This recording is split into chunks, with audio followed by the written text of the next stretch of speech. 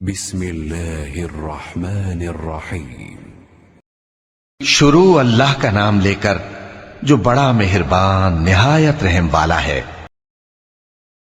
ایک شخص عمیر یا بلال نے رسول اللہ صلی اللہ علیہ وسلم سے پڑی ہوئی چیز کے بارے میں دریافت کیا۔ آپ نے فرمایا اس کی بندھن پہچان لے، یا فرمایا کہ اس کا برتن اور تھیلی کو پہچان لے، پھر 1 سال تک اس کی شناخت کا اعلان کراؤ، پھر اس کا مالک نہ ملے تو اس سے فائدہ اٹھاؤ، اور اگر اس کا مالک آ جائے تو اسے سونپ دو۔ اس نے پوچھا کہ اچھا گمشدہ اونٹ کے بارے میں کیا حکم ہے؟ آپ کو اس قدر غصہ آ گیا کہ رخسار مبارک سرخ ہو گئے، یا راوی نے یہ کہا کہ آپ کا چہرہ سرخ ہو گیا۔ یہ سن کر آپ صلی اللہ علیہ وسلم نے فرمایا، تجھے اونٹ سے کیا واسطہ؟ اس کے ساتھ خود اس کی مشک ہے اور اس کے پاؤں کے سم ہیں، وہ خود پانی پر پہنچے گا اور خود پی لے گا اور خود درخت پر چرے گا، لہٰذا اسے چھوڑ دو یہاں تک کہ اس کا مالک مل جائے۔ اس نے کہا کہ اچھا گمشدہ بکری کے بارے میں کیا ارشاد ہے؟ آپ نے فرمایا وہ تیری ہے یا تیرے بھائی کی، ورنہ بھیڑیے کی غذا ہے۔ صحیح بخاری حدیث نمبر 91۔ رسول اللہ صلی اللہ علیہ وسلم سے کچھ باتیں دریافت کی گئیں کہ آپ کو برا معلوم ہوا، اور جب اس قسم کے سوالات کی آپ صلی اللہ علیہ وسلم پر بہت زیادتی کی گئی تو آپ کو غصہ آ گیا۔ پھر آپ نے لوگوں سے فرمایا، اچھا اب مجھ سے جو چاہو پوچھو۔ تو ایک شخص نے دریافت کیا کہ میرا باپ کون ہے؟ آپ نے فرمایا تیرا باپ حذافہ ہے۔ پھر دوسرا آدمی کھڑا ہوا اور اس نے پوچھا کہ یا رسول اللہ میرا باپ کون ہے؟ آپ نے فرمایا کہ تیرا باپ سالم شیبہ کا آزاد کردہ غلام ہے۔ آخر حضرت عمر رضی اللہ تعالی عنہ نے آپ کے چہرہ مبارک کا حال دیکھا تو عرض کیا، یا رسول اللہ ہم ان باتوں کے دریافت کرنے سے جو آپ کو ناگوار ہوں اللہ تعالی سے توبہ کرتے ہیں۔ صحیح بخاری حدیث نمبر 92۔ ایک دن رسول اللہ صلی اللہ علیہ وسلم گھر سے نکلے تو عبداللہ بن حذافہ کھڑے ہو کر پوچھنے لگے کہ حضور میرا باپ کون ہے؟ آپ نے فرمایا حذافہ۔ پھر آپ نے بار بار فرمایا کہ مجھ سے پوچھو۔ تو حضرت عمر رضی اللہ عنہ نے 2 زانو ہو کر عرض کیا کہ ہم اللہ کے رب ہونے پر، اسلام کے دین ہونے اور محمد صلی اللہ علیہ وسلم کے نبی ہونے پر راضی ہیں، اور یہ جملہ 3 مرتبہ دہرایا۔ پھر یہ سن کر رسول اللہ صلی اللہ علیہ وسلم خاموش ہو گئے۔ صحیح بخاری حدیث نمبر 93۔ نبی اکرم صلی اللہ علیہ وآلہ وسلم جب سلام کرتے تو 3 بار سلام کرتے، اور جب کوئی کلمہ ارشاد فرماتے تو اسے 3 بار دہراتے یہاں تک کہ خوب سمجھ لیا جاتا۔ صحیح بخاری حدیث نمبر 94۔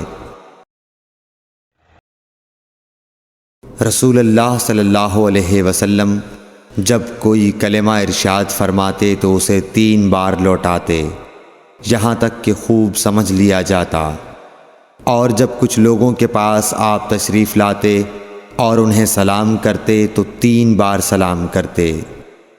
صحیح بخاری حدیث نمبر 95۔ عبداللہ بن عمر رضی اللہ عنہ کہتے ہیں کہ ایک سفر میں رسول اللہ صلی اللہ علیہ وسلم ہم سے پیچھے رہ گئے، پھر آپ ہمارے قریب پہنچے تو عصر کی نماز کا وقت ہو چکا تھا یا تنگ ہو گیا تھا، اور ہم وضو کر رہے تھے۔ ہم اپنے پیروں پر پانی کا ہاتھ پھیرنے لگے تو آپ نے بلند آواز سے فرمایا کہ آگ کے عذاب سے ان ایڑیوں کی جو خشک رہ جائیں خرابی ہے۔ یہ 2 مرتبہ فرمایا یا 3 مرتبہ؟ صحیح بخاری حدیث نمبر 96۔ رسول اللہ صلی اللہ علیہ وسلم نے فرمایا، کہ 3 شخص ہیں جن کے لیے دگنا اجر ہے۔ ایک وہ جو اہل کتاب سے ہو اور اپنے نبی پر اور محمد صلی اللہ علیہ وسلم پر ایمان لائے۔ دوسرے وہ غلام جو اپنے آقا اور اللہ دونوں کا حق ادا کرے۔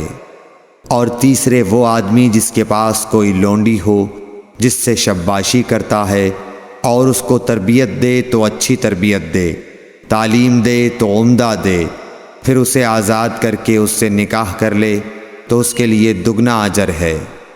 صحیح بخاری حدیث نمبر 97۔ نبی صلی اللہ علیہ وسلم ایک مرتبہ عید کے موقع پر مردوں کی صفوں میں سے نکلے اور آپ کے ساتھ بلال رضی اللہ تعالی عنہ تھے۔ آپ کو خیال ہوا عورتوں کو خطبہ اچھی طرح نہیں سنائی دیا، تو آپ نے انہیں علیحدہ نصیحت فرمائی اور صدقے کا حکم دیا۔ یہ واز سن کر کوئی عورت بالی اور کوئی عورت انگوٹھی ڈالنے لگی، اور بلال رضی اللہ تعالی عنہ اپنے کپڑے کے دامن میں یہ چیزیں لینے لگے۔ صحیح بخاری حدیث نمبر 98۔ حضرت ابو ہریرہ رضی اللہ تعالی عنہ نے عرض کیا، یا رسول اللہ، قیامت کے دن آپ کی شفاعت سے سب سے زیادہ سعادت کسے ملے گی؟ تو رسول اللہ صلی اللہ علیہ وسلم نے فرمایا، اے ابو ہریرہ، مجھے یقین تھا کہ تم سے پہلے کوئی اس کے بارے میں مجھ سے دریافت نہیں کرے گا، کیونکہ میں نے حدیث کے متعلق تمہاری حرص دیکھ لی تھی۔ سنو، قیامت کے دن سب سے زیادہ فیضیاب میری شفاعت سے وہ شخص ہوگا جو سچے دل سے یا سچے جی سے لا الہ الا اللہ کہے گا۔ صحیح بخاری حدیث نمبر 99۔ رسول اللہ صلی اللہ علیہ وآلہ وسلم نے فرمایا کہ اللہ علم کو اس طرح نہیں اٹھا لے گا کہ اس کو بندوں سے چھین لے، بلکہ وہ پختہ کار علماء کو موت دے کر علم اٹھائے گا، حتیٰ کہ جب کوئی عالم باقی نہیں رہے گا تو لوگ جاہلوں کو سردار بنا لیں گے، ان سے سوالات کیے جائیں گے اور وہ بغیر علم کے جواب دیں گے، اس لیے خود بھی گمراہ ہوں گے اور لوگوں کو بھی گمراہ کریں گے۔ صحیح بخاری حدیث نمبر 100۔